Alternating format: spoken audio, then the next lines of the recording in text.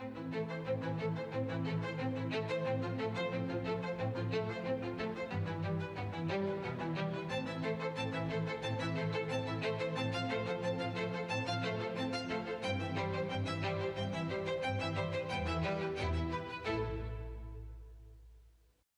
प्यारे देशवासियों, नमस्कार। 2025 बस अब तो आ ही गया है, दरवाजे पर दस्तक दे ही रहा है। 2025 में 26 जनवरी को हमारे संविधान को लागू हुए 75 वर्ष होने जा रहे हैं।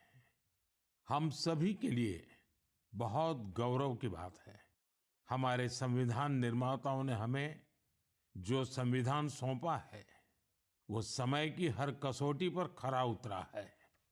संविधान हमारे लिए गाइडिंग लाइट है, हमारा मार्गदर्शक है। ये भारत का संविधान ही है जिसकी वजह से मैं आज यहाँ हूँ, आपसे बात कर पा रहा हूँ।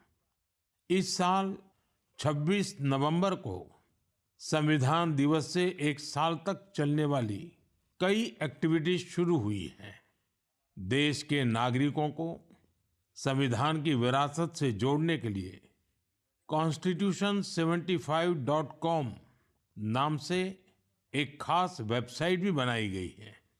इसमें आप संविधान की प्रस्तावना पढ़कर अपना वीडियो अपलोड कर सकते हैं।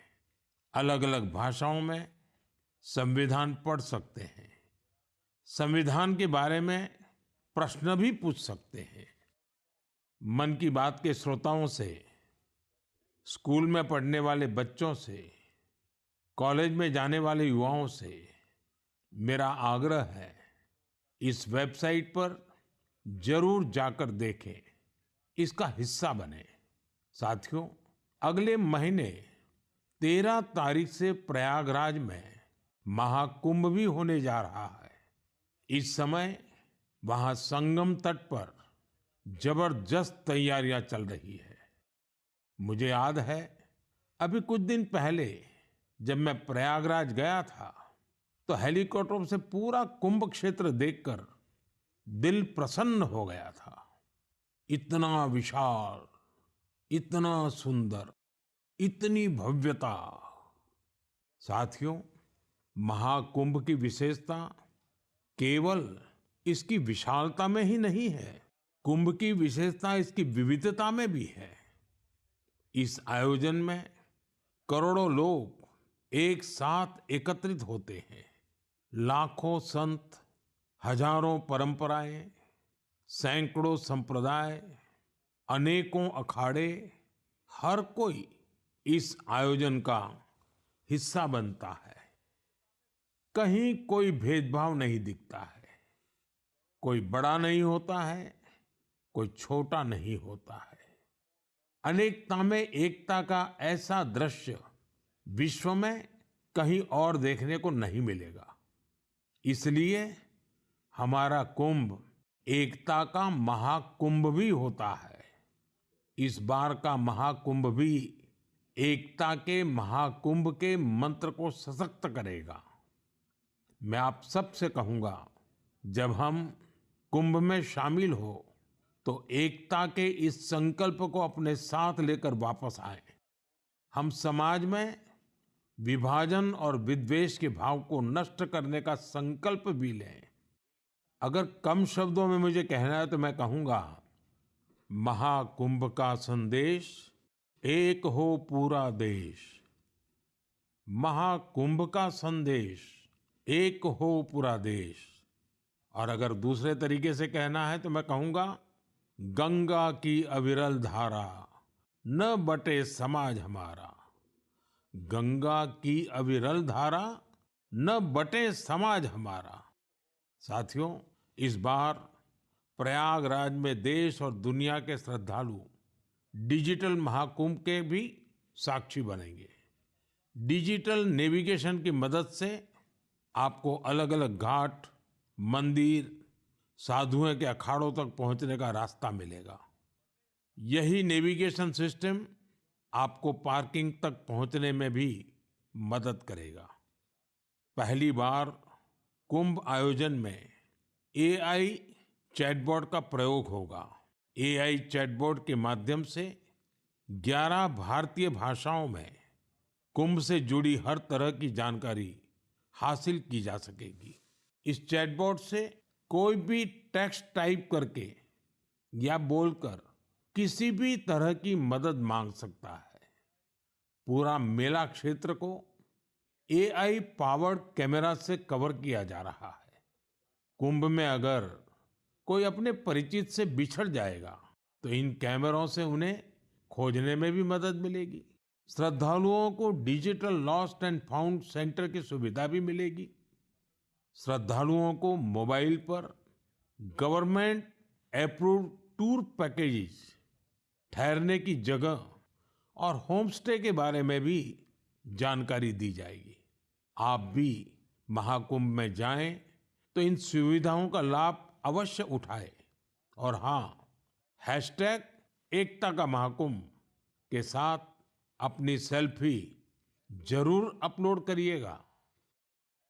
साथियों, मन की बात यानी MKB में अब बात KTB की।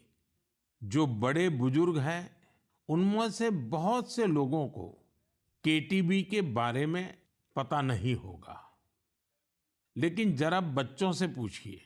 KTB उनके बीच बहुत ही सुपरहिट है। KTB यानी क्रश, त्रुश और बाल्टी बॉय। आपको शायद पता होगा, बच्चों की पसंदीदा एनिमेशन सीरीज और उसका नाम है KTB भारत है हम। और अब इसका दूसरा सीजन भी आ गया है। ये 3 एनिमेशन कैरेक्टर हमें भारतीय स्वतंत्रता संग्राम के उन नायक नायिकाओं के बारे में बताते हैं जिनकी ज्यादा चर्चा नहीं होती। हाल ही में इसका सीजन 2 बड़े ही खास अंदाज में international film festival of India Goa में लॉन्च हुआ।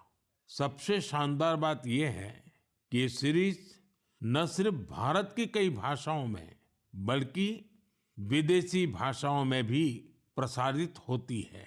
इसे दूरदर्शन के साथ साथ अन्य OTT प्लेटफॉर्म पर भी देखा जा सकता है। साथियों, हमारी एनिमेशन फिल्मों की, रेगुलर फिल्मों की, टीवी सीरियल्स की पॉपुलैरिटी दिखाती है कि भारत की क्रिएटिव इंडस्ट्री में कितनी क्षमता है। यह इंडस्ट्री न सिर्फ देश की प्रगति में बड़ा योगदान दे रही है, बल्कि हमारी इकोनॉमी को भी नई ऊंचाइयों पर ले जा रही है। हमारी फिल्म एंड एंटरटेनमेंट इंडस्ट्री बहुत विशाल है। देश की कितनी ही भाषाओं में फिल्में बनती हैं, क्रिएटिव कंटेंट बनता है।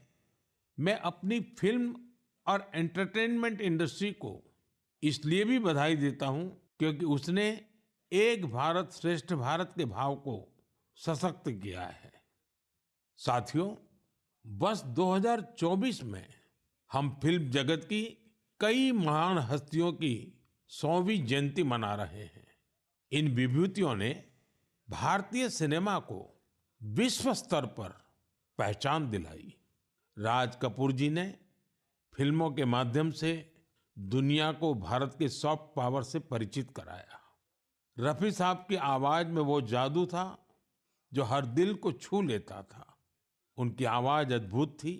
भक्ति गीत हो या रोमांटिक सॉन्ग्स, दर्द भरे गाने हो, हर इमोशन को उन्होंने अपनी आवाज से जीवंत कर दिया। एक कलाकार के रूप में उनकी महानता का अंदाजा इसी से लगाया जा सकता है कि आज भी युवा पीढ़ी उनके गानों को उतनी ही शिद्दत से सुनती है। यही तो है टाइमलेस आर्ट की पहचान। अक्कीनेनी नागेश्वर राव गारू ने तेलुगु सिनेमा को नई ऊंचाइयों तक पहुंचाया है। उनकी फिल्मों ने भारतीय परंपराओं और मूल्यों को बखूबी प्रस्तुत किया। तपन सिन्हा जी की फिल्मों ने समाज को एक नई दृष्टि दी। उनकी फिल्मों में सामाजिक चेतना और राष्ट्रीय एकता का संदेश रहता था। हमारी पूरी फिल्म इंडस्ट्री के लिए इन हस्तियों का जीवन प्रेरणा जैसा है। साथियों, मैं आपको एक और खुशखबरी देना चाहता हूँ। भारत की क्रिएटिव टैलेंट को दुनिया के सामने रखने का एक बहुत बड़ा अवसर आ रहा है।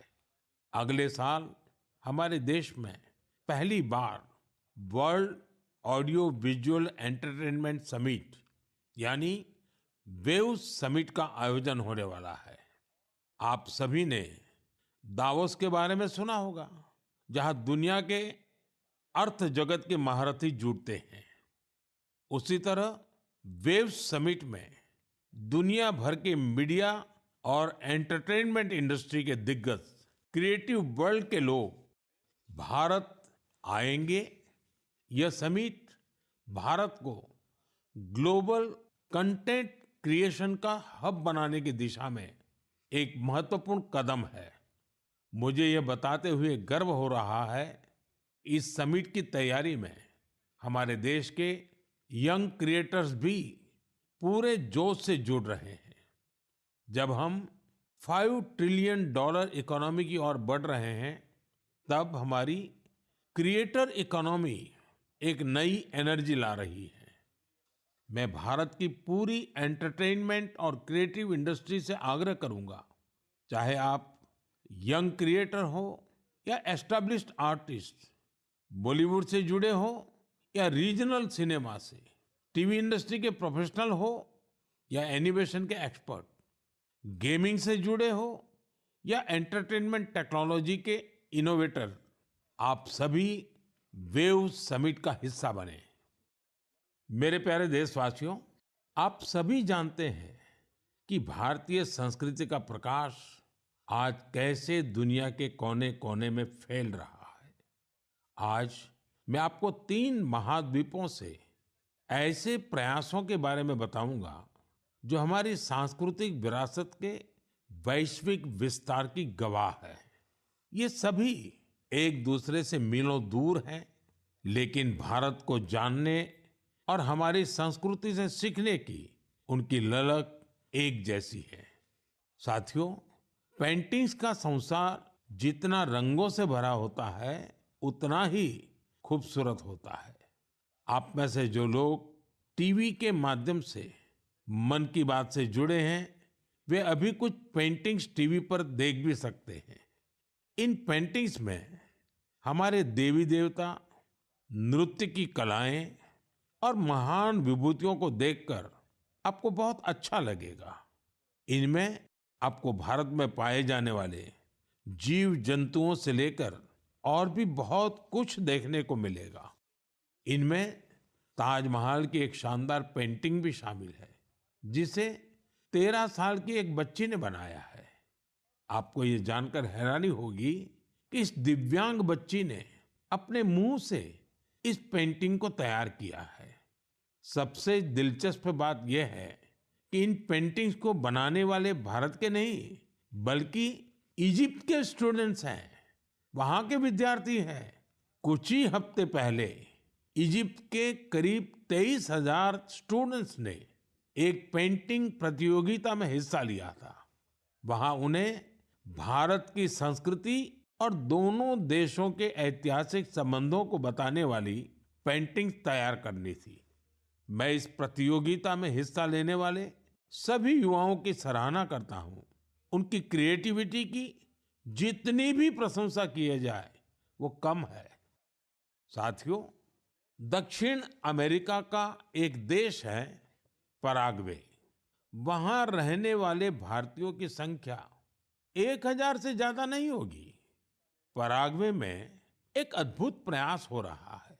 वहां भारतीय दूतावास में Erica Huber free Ayurveda consultation देती है। आयुर्वेद की सलाह लेने के लिए आज उनके पास स्थानीय लोग भी बड़ी संख्या में पहुंच रहे हैं। एरिका ह्यूबर ने भले ही इंजीनियरिंग की पढ़ाई की हो, लेकिन उनका मन तो आयुर्वेद में ही बसता है। उन्होंने आयुर्वेद से जुड़े कोर्सेज किए थे और समय के साथ वे इसमें पारंगत होती चली गई। साथियों, ये हमारे लिए बहुत गर्व की बात है कि दुनिया की सबसे प्राचीन भाषा तमिल है और हर हिंदुस्तानी को इसका गर्व है। दुनिया भर के देशों में इसे सीखने वालों की संख्या लगातार बढ़ रही है। पिछले महीने के आखिर में फिजी में भारत सरकार के सहयोग से तमिल टीचिंग प्रोग्राम शुरू हुआ। बीते 80 वर्षों में यह पहला अवसर है जब फिजी में तमिल के ट्रेन टीचर्स इस भाषा को सिखा रहे हैं। मुझे ये जानकर अच्छा लगा कि आज फिजी के स्टूडेंट्स तमिल भाषा और संस्कृति को सीखने में काफी दिलचस्पी ले रहे हैं। साथियों, ये बातें, ये घटनाएं सिर्फ सफलता की कहानियां नहीं है, ये हमारी सांस्कृतिक विरासत की भी गाथाएं हैं। ये उदाहरण हमें गर्व से भर देते हैं। आर्ट से आयुर्वेद तक और लैंग्वेज से लेकर म्यूजिक तक भारत में इतना कुछ है जो दुनिया में छा रहा है। साथियों, सर्दी के इस मौसम में देश भर से खेल और फिटनेस को लेकर कई एक्टिविटीज हो रही हैं। मुझे खुशी है कि लोग फिटनेस को अपनी दिनचर्या का हिस्सा बना रहे हैं। कश्मीर में स्कीइंग से लेकर गुजरात में पतंगबाजी तक हर तरफ खेल का उत्साह देखने को मिल रहा है। संडे ऑन साइकिल और साइकिलिंग ट्यूसडे जैसे अभियानों से साइकिलिंग को बढ़ावा मिल रहा है। साथियों, अब मैं आपको एक ऐसी अनोखी बात बताना चाहता हूं जो हमारे देश में आ रहे बदलाव और युवा साथियों के जोश और जज्बे का प्रतीक है। क्या आप जानते हैं कि हमारे बस्तर में एक अनूठा ओलंपिक शुरू हुआ है? जी हाँ, पहली बार हुए बस्तर ओलंपिक से बस्तर में एक नई क्रांति जन्म ले रही है। मेरे लिए ये बहुत ही खुशी की बात है कि बस्तर ओलंपिक का सपना साकार हुआ है। आपको भी ये जानकर अच्छा लगेगा कि यह उस क्षेत्र में हो रहा है जो कभी माओवादी हिंसा का गवाह रहा है। बस्तर ओलंपिक का शुभंकर है वन भैंसा और पहाड़ी मैना। इसमें बस्तर की समृद्ध संस्कृति की झलक दिखती है। इस बस्तर खेल महाकुंभ का मूल मंत्र है करसायता बस्तर, बरसायता बस्तर, यानी खेलेगा बस्तर, जीतेगा बस्तर। पहली ही बार में बस्तर ओलंपिक में 7 जिलों के 1,65,000 खिलाड़ियों ने भाग लिया है। यह सिर्फ एक आंकड़ा नहीं है, यह हमारे युवाओं के संकल्प की गौरव गाथा है। एथलेटिक्स, तीरंदाजी, badminton, football, hockey, weightlifting, karate, kabaddi, kho kho और वॉलीबॉल, हर खेल में हमारे युवाओं ने अपनी प्रतिभा का परचम लहराया है। कारी कश्यप जी की कहानी मुझे बहुत प्रेरित करती है। एक छोटे से गांव से आने वाली कारी जी ने तीरंदाजी में रजत पदक जीता है। वे कहती है, बस्तर ओलंपिक ने हमें सिर्फ खेल का मैदान ही नहीं, जीवन में आगे बढ़ने का अवसर दिया है। सुकमा की पायल कवासी जी की बात भी कम प्रेरणादायक नहीं है। जेवलिन थ्रो में स्वर्ण पदक जीतने वाली पायल जी कहती हैं, अनुशासन और कड़ी मेहनत से कोई भी लक्ष्य असंभव नहीं है। सुकमा के दोरनापाल के पुनेम सन्ना जी की कहानी तो नए भारत की प्रेरक कथा है। एक समय नक्सली प्रभाव में आए पुनेम जी आज व्हीलचेयर पर दौड़कर मेडल जीत रहे हैं। उनका साहस और हौसला हर किसी के लिए प्रेरणा है। कोंडा गांव के तीरंदाज रंजू सौरी जी को बस्तर यूथ आइकॉन चुना गया है। उनका मानना है, बस्तर ओलंपिक दूर दराज के युवाओं को राष्ट्रीय मंच तक पहुंचाने का अवसर दे रहा है। साथियों, बस्तर ओलंपिक केवल एक खेल आयोजन नहीं है, यह एक ऐसा मंच है जहां विकास और खेल का संगम हो रहा है, जहां हमारे युवा अपनी प्रतिभा को निखार रहे हैं और एक नए भारत का निर्माण कर रहे हैं। मैं आप सभी से आग्रह करता हूं, अपने क्षेत्र में ऐसे खेल आयोजनों को प्रोत्साहित करें। हैशटैग खेलेगा भारत, जीतेगा भारत के साथ अपने क्षेत्र की खेल प्रतिभाओं की कहानियां साझा करें। स्थानीय खेल प्रतिभाओं को आगे बढ़ने का अवसर दें। याद रखिए, खेल से न केवल शारीरिक विकास होता है, बल्कि ये स्पोर्ट्समैन स्पिरिट से समाज को जोड़ने का भी एक सशक्त माध्यम है। तो खूब खेलिए, खूब खेलिए। मेरे प्यारे देशवासियों, भारत की दो बड़ी उपलब्धियां आज विश्व का ध्यान आकर्षित कर रही है। इन्हें सुनकर आपको भी गर्व महसूस होगा। ये दोनों सफलताएं स्वास्थ्य के क्षेत्र में मिली हैं। पहली उपलब्धि मिली है मलेरिया से लड़ाई में। मलेरिया की बीमारी 4000 वर्षों से मानवता के लिए एक बड़ी चुनौती रही है। आजादी के समय भी यह हमारी सबसे बड़ी स्वास्थ्य चुनौतियों में से एक थी। 1 महीने से लेकर 5 साल तक के बच्चों की जान लेने वाली सभी संक्रामक बीमारियों में मलेरिया का तीसरा स्थान है।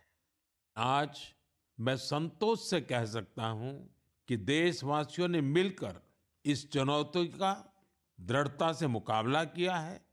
विश्व स्वास्थ्य संगठन WHO की रिपोर्ट कहती है, भारत में 2015 से 2023 के बीच मलेरिया के मामलों और इससे होने वाली मौतों में 80% की कमी आई है। यह कोई छोटी उपलब्धि नहीं है। सबसे सुखद बात यह है, यह सफलता जन जन की भागीदारी से मिली है। भारत के कोने-कोने से, हर जिले से हर कोई इस अभियान का हिस्सा बना है।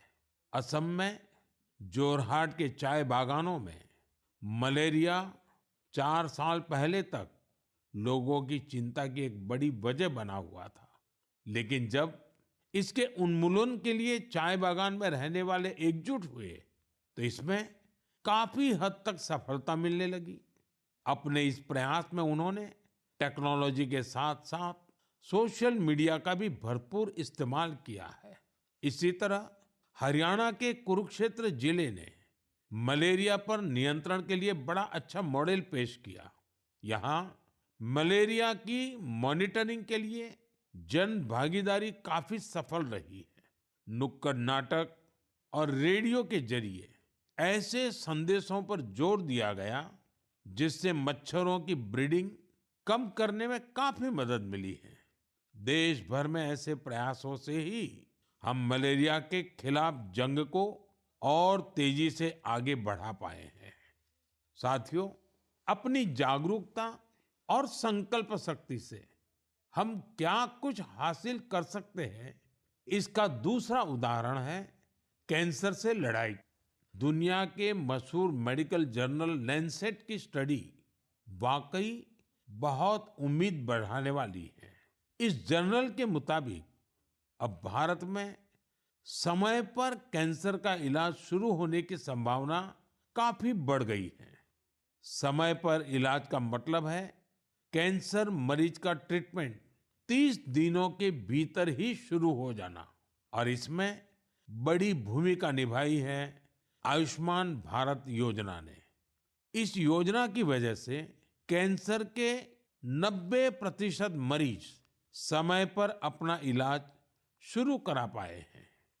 ऐसा इसलिए हुआ है क्योंकि पहले पैसे के अभाव में गरीब मरीज कैंसर की जांच में, उसके इलाज से कतराते थे। अब आयुष्मान भारत योजना उनके लिए बड़ा संबल बनी है। अब वो आगे बढ़कर अपना इलाज कराने के लिए आ रहे हैं। आयुष्मान भारत योजना ने कैंसर के इलाज में आने वाली पैसों की परेशानी को काफी हद तक कम किया है। अच्छा ये भी है कि आज समय पर कैंसर के इलाज को लेकर लोग पहले से कहीं अधिक जागरूक हुए हैं। यह उपलब्धि जितनी हमारे हेल्थ केयर सिस्टम की है, डॉक्टरों, नर्सों और टेक्निकल स्टाफ की है, उतनी ही आप सभी मेरे नागरिक भाई बहनों की भी है। सबके प्रयास से कैंसर को हराने का संकल्प और मजबूत हुआ है। इस सफलता का क्रेडिट उन सभी को जाता है जिन्होंने जागरूकता फैलाने में अपना अहम योगदान दिया है। कैंसर से मुकाबले के लिए एक ही मंत्र है, अवेयरनेस, एक्शन और एश्योरेंस। अवेयरनेस यानी कैंसर और इसके लक्षणों के प्रति जागरूकता, एक्शन यानी समय पर जांच और इलाज, एश्योरेंस यानी मरीजों के लिए हर मदद उपलब्ध होने का विश्वास। आइए हम सब मिलकर कैंसर के खिलाफ इस लड़ाई को तेजी से आगे ले जाएं और ज्यादा से ज्यादा मरीजों की मदद करें। मेरे प्यारे देशवासियों, आज मैं आपको उड़ीसा के कालाहांडी के एक ऐसे प्रयास की बात बताना चाहता हूं जो कम पानी और कम संसाधनों के बावजूद सफलता की नई गाथा लिख रहा है। यह है कालाहांडी की सब्जी क्रांति। जहां कभी किसान पलायन करने को मजबूर थे, वहीं आज कालाहांडी का गोला मुंडा ब्लॉक एक वेजिटेबल हब बन गया है। यह परिवर्तन कैसे आया? इसकी शुरुआत सिर्फ 10 किसानों के एक छोटे से समूह से हुई। इस समूह ने मिलकर एक एफपीओ किसान उत्पाद संघ की स्थापना की, खेती में आधुनिक तकनीक का इस्तेमाल शुरू किया और आज उनका ये एफपीओ करोड़ों का कारोबार कर रहा है। आज 200 से अधिक किसान इस एफपीओ से जुड़े हैं, जिनमें 45 महिला किसान भी हैं। ये लोग मिलकर 200 एकड़ में टमाटर की खेती कर रहे हैं, 150 एकड़ में करेले का उत्पादन कर रहे हैं। अब इस एफपीओ का सालाना टर्नओवर भी बढ़कर 1.5 करोड़ से ज्यादा हो गया है। आज कालाहांडी की सब्जियां न केवल ओडिशा के विभिन्न जिलों में बल्कि दूसरे राज्यों में भी पहुंच रही है और वहां का किसान अब आलू और प्याज की खेती की नई तकनीकें सीख रहा है। साथियों, कालाहांडी की यह सफलता हमें सिखाती है कि संकल्प शक्ति और सामूहिक प्रयास से क्या नहीं किया जा सकता।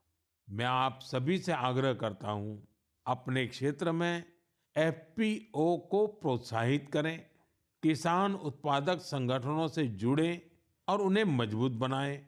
याद रखिए, छोटी शुरुआत से भी बड़े परिवर्तन संभव है। हमें बस दृढ़ संकल्प और टीम भावना की जरूरत है। साथियों, आज की मन की बात में हमने सुना कि कैसे हमारा भारत विविधता में एकता के साथ आगे बढ़ रहा है।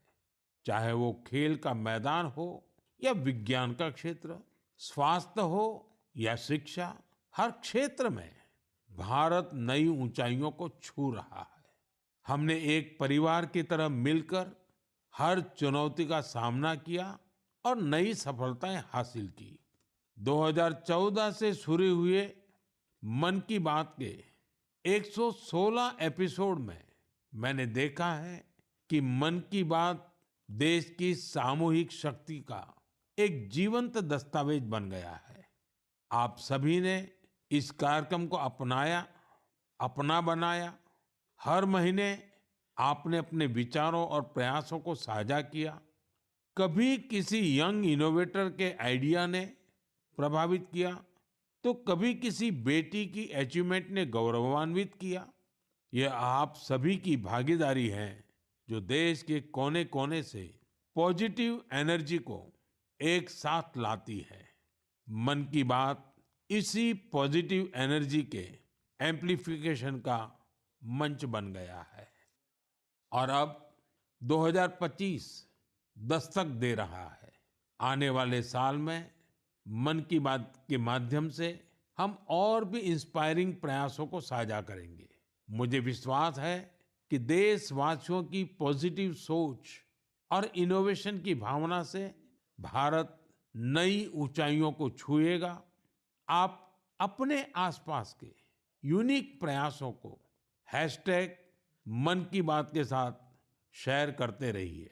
मैं जानता हूं कि अगले साल की हर मन की बात में हमारे पास एक दूसरे से साझा करने के लिए बहुत कुछ होगा।